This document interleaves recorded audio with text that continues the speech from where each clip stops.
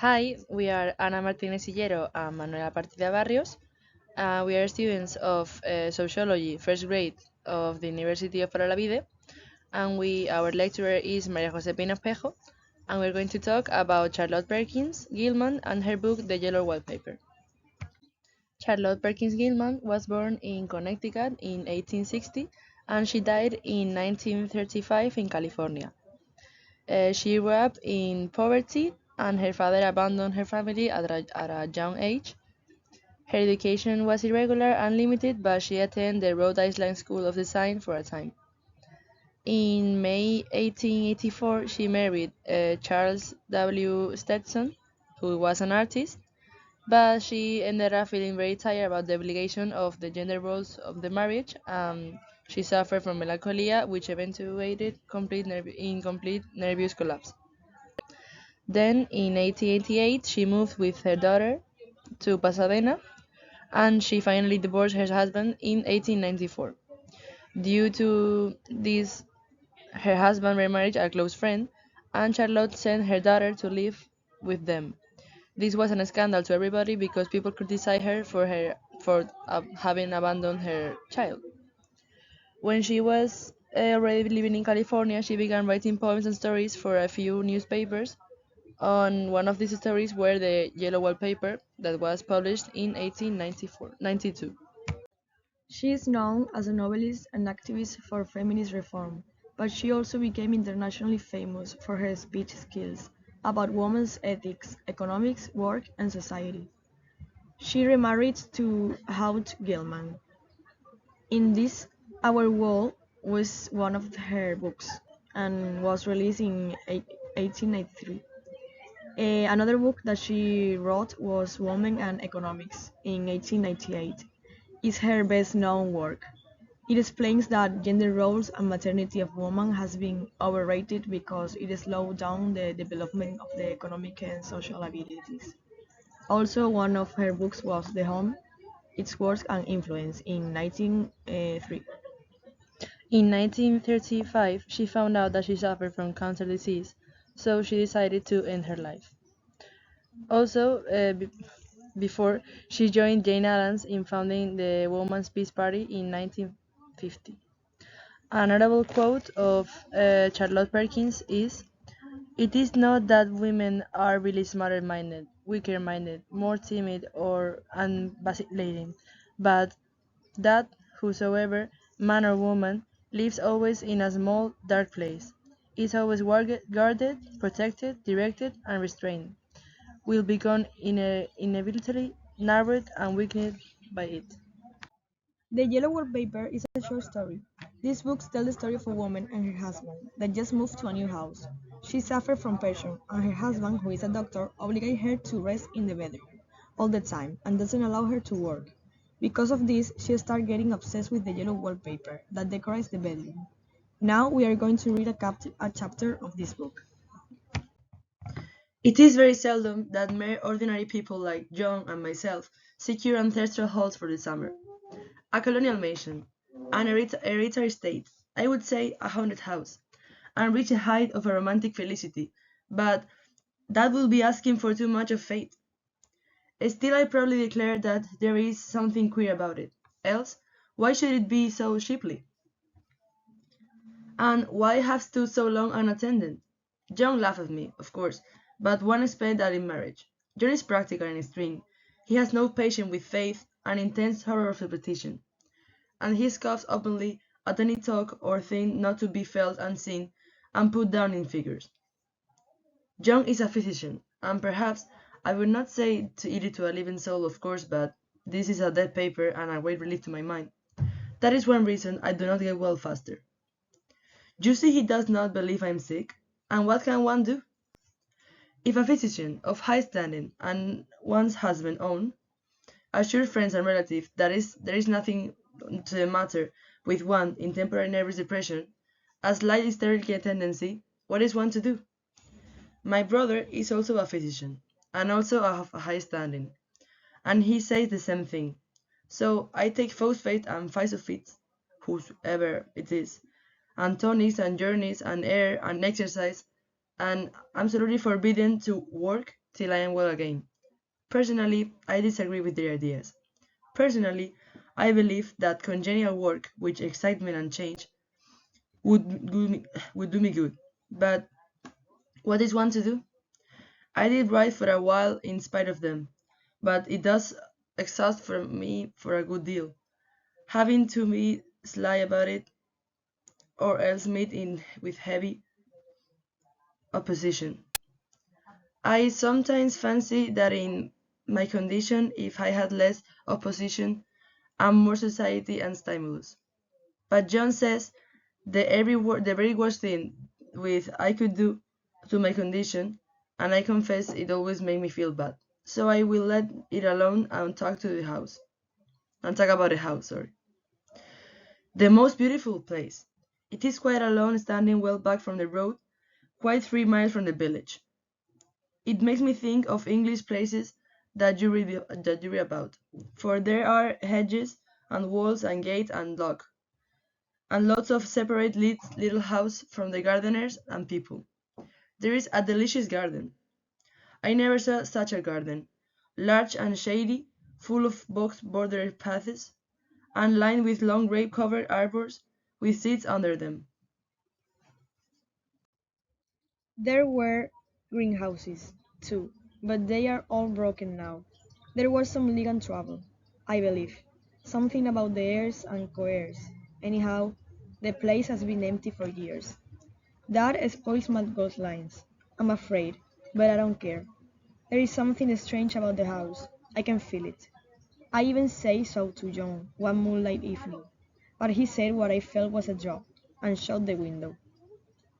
I get unreasonably angry with John sometimes. I'm sure I never used to be so sensitive. I think it is due to this nervous condition. But John says if I feel so, I shall neglect proper self-control. So I take pains to control myself. Before him, at least, and that makes me very tired. I don't like our room a bit. I wanted one downstairs that opened on the piazza and had roses all over the window, and such pretty old-fashioned chintz hangings. But John will not hear of it. He said there was only one window and not room for two beds, and no near room for him if he took another. He is very careful and loving, and hardly lets me steer without special direction. I have a scheduled prescription for each hour in the day. He takes all care from me, and so I feel basely ungrateful not to value it more. He said we came here solely on my account, that I was to have perfect rest and all the air I could get. Your exercise depends on your strength, my dear, said he, and your food somewhat on your appetite, but air you can absorb all the time.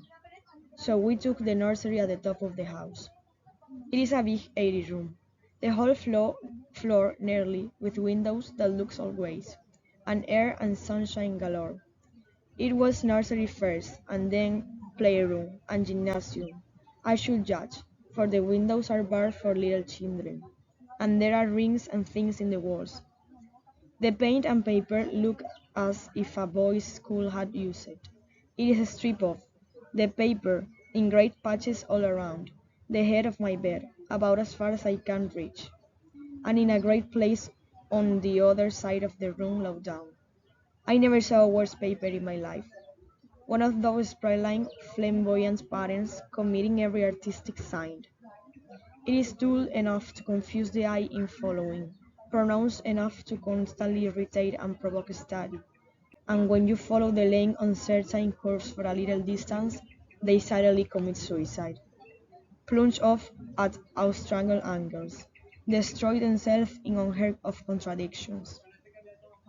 The color is repellent, almost revolving, a smoldering and clean yellow stratified by the slow turning sunlight. It is a dull yet lurid orange in some places, a sickly sulphur tint in others. No wonder the children hate it. I should hate it myself if I had to live in this room long. There comes John, and I must put this away. He hates to have me write a word. Well, now we are gonna talk about our first impression of the first chapter, and we are gonna start to talking now. We think this is a really important novel because of the impact and the message it has shared. We also have to realize that the USA in that age, in 1892, was still recovering from the American Civil War, which ended in 1865.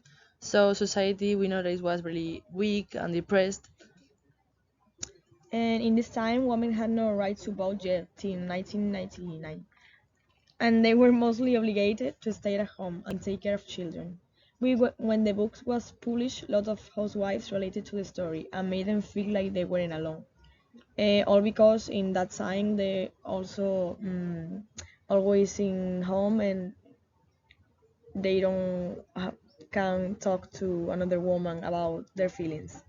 Yeah, because they always like well feeling alone, and also in the book we said that Charlotte, no, the protagonist even felt bad because of she felt that she should be more grateful because what Yes. she has. And she also, when she talks about her husband and all that, the protagonist like feel she's like a maybe like a child even. Yes, she doesn't get uh, listened. Yes.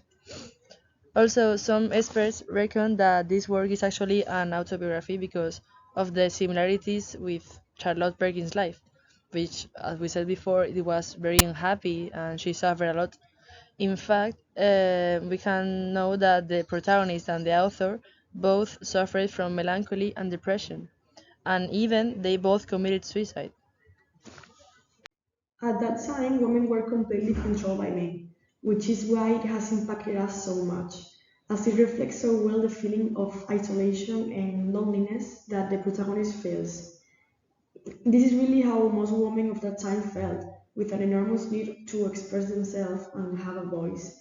That is why the protagonist falls into madness, since she cannot bear that oppression anymore. Yes, and also the protagonist is convinced that her husband has done it for her good and that he takes care of her. However, she cannot help but feel that her husband does not really understand her and that what he's doing cannot be right. She is indeed right, however, she can find her voice to express herself and she can't talk to anyone about it. So she feels so lonely, so lonely. Yeah, so we also have to take into account that this story was written when Charlotte was immersed in a postpartum depression. Hmm. So everything the protagonist feels will go hand in hand with what the author feels. She will always feel a mixture of melancholy, loneliness, and longing that will drive her crazy. Of course, and that is why the women of that time felt so represented. Yes. The passivity to which they were subjected did not allow women to express themselves, which is why works like this, one by Charlotte Perkins Gilman, represents of societies, even today, a change of mentality. And we also wanted to talk a bit about the ending. It is a bit open, but the reader can easily imagine what happens at the end. Also, knowing the author's story. The fact that no one thought that the protagonist had Alice was more, she was infantilized and branded as hysterical, made our protagonist and her life. For us, the fact that everyone around her in society believed that simply suffering from hysteria shocked us, as we don't understand how it must have felt to be silent like that. For us, it's complicated like putting in that position because now it is completely crazy to think that. Related to this, something that has really impacted us is the importance that the author had for the women in that time, since her work is considered one of those that promoted the feminist struggle. She was known for her great role as a speaker. She was considered a very proactive woman, and till today is still considered that way. Her goal was to provide information of the transformation of the patriarchal culture of the time. Also, a very revolutionary ideas. Charlotte forged some revolutionary ideas and principles for the time, such as the custody after divorce, where both parents have to take care of the child since they have separated. Also, we wanted to add a curiosity. The yellow paper on the wall symbolized a trapped woman, which means how the woman of that time was trapped in society and in the patriarchal construct. The way in which the author writes show us this type of similarities very well, and it is very easy to find all kinds of symbolism through history. The room symbolizes two things. First, it acts as a prison to the narrator, and secondly, it symbolizes her mental decline over the short story. In literature, symbolism is a literary device in which a symbol, a word, object, character, action, or concept represents something, whether it be a person, a thing, or a concept. Our author Gilman used a significant number of symbols in her work The Yellow Wallpaper, including the character Young, who symbolized Silas Weir Mitchell, and the narrator, who symbolized both Gilman and the other woman who endured the rest of Cure. There are other symbols in the story, such as the nursery playroom, the yellow wallpaper, the creeping woman, the narrator's diary, or the bed. Also, as a curiosity, we know that the story was originally published in 1892, but it was rejected by the editor Atlantic Monthly because the story made him feel miserable.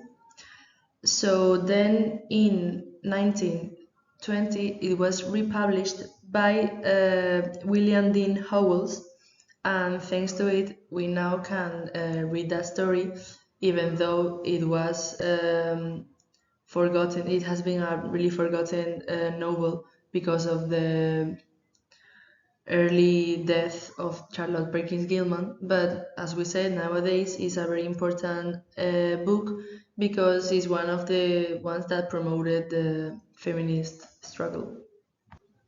Now we can feel really thankful because this story made us connect with the woman of that time and made us think about how they feel and how they live. And it is really important to comprehend their lifetime. And now, for the end, we are going to read some of our favorite quotes of Charlotte Perkins Gilman. In our steady existence and proclaiming such distinction, we have grown to consider most human attributes as masculine attributes, for the simple reason that they were allowed for men and forbidden to women. Another one is there is no female mind. The brain is not an organ of sex. Might as well speak of a female liver. We hope you enjoy and see you another time. Bye.